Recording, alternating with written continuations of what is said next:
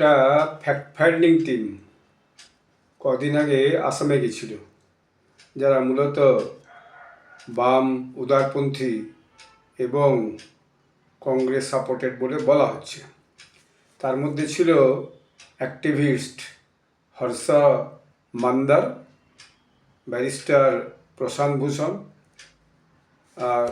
প্রাক্তন রাজ্যসভা সদস্য জহর সরকার, প্রাক্তন planning commission member Syed Hamid, প্রাক্তন chief information commissioner Wajahat Habibullah,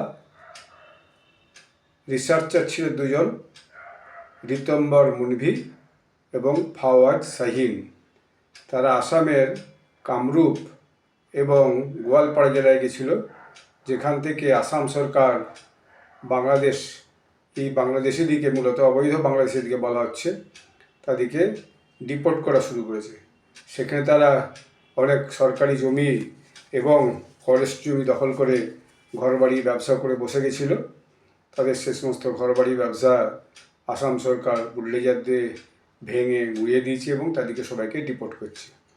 এখন এই ফ্যাক্ট ফাইন্ডিং টিম সেখান থেকে সেসব তাদের অবস্থা দেখে এসে তারা মূলত ফিরে এসে বা সেখানেই একটা সাংবাদিক সম্মেলন করেছিল, যাতে ওই যে আপনার সাইদ হামিদ, যিনি প্ল্যানিং কমিশনের প্রাক্তন মেম্বার ছিলেন কংগ্রেস আমলে এবং তিনি কংগ্রেস আমলে পদ্মশ্রী পেয়েছিলেন, তিনি আসাম সরকারের এই কাজটাকে ভয়ানক সমালোচনা করে বলেন বাংলাদেশিরা, এমনকি কয়েকজন বাংলাদেশি মাত্র, এরা যদি ভারতে থাকে তাতে ভারতের এমন কিছু ক্ষতি হবে না, বরং ভারতের এদিকে নাগরিকত্ব দেওয়া উচিত আর এদের যাবতীয় সুযোগ সুবিধা দেওয়া উচিত।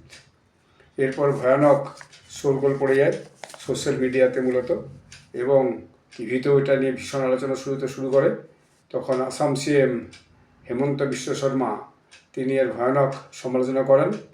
এইসব কারণ দেখে পরে যখন শ্রীমতী সৈয়দ হামিদ মহাশয়া দেখলেন যে এই তো ব্যাপারটা খুব গোলমাল হয়ে গেছে, তখন তিনি তার যে সেই বক্তব্য থেকে নিজেকে সরিয়ে নিয়ে আসেন এবং বলেন যে না, আমি এরকম কোনো কথা বলিনি, তবে তাদের সঙ্গে কথাবার্তা বলা উচিত এবং তাদেরকে জোরজবস্তি না করে শান্তিপূর্ণভাবে সম্মানজনকভাবে ফেরত পাঠানো উচিত। এটাকে নিয়ে টিভিতে এবং সোশ্যাল মিডিয়াতে ভীষণভাবে হইচই হচ্ছে, এইটা ঠিক নয়।